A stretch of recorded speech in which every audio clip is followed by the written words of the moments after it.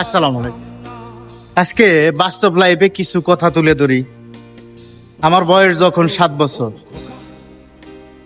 পাশের বাড়ি একজন বড় লোক আছিল, তার ছেলেকে আগের কিন্তু ইংলিশ প্যান আছিল, ইংলিশ প্যান কিনে দিছে 55 টাকা দাম। তা আব্বা বাসায় আসার পরে আমি বললাম যে আব্বা আমাকে ইংলিশ প্যান কিনে দেয় নাই। আব্বা একটু মন খারাপ করে বললো যে পরে দিমু। আর এক সপ্তাহ পরে আবারও কইলাম, বললো পরে দিমু।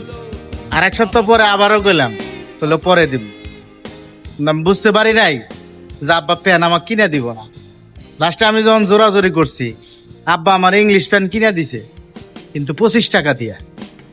আব্বার উপরে মনটা খুব খারাপ হয়েছিল, কিন্তু বুঝতে পারি নাই যে আব্বা আজকে হয়তো কম খরচা করে কার জন্য রেখে গেতেছে। আব্বা আমার জন্য রেখে গেছিল, কম খরচা করে টাকাগুলা গোছায় রেখে গেছিল আমার জন্য। আজকে আমি প্রবাসে আসছি, আমার বাড়ি গাড়ি সবকিছু আছে, কিন্তু বাবা নাই। নিঝাতে খেতে পারতাম না, বাবা বলতো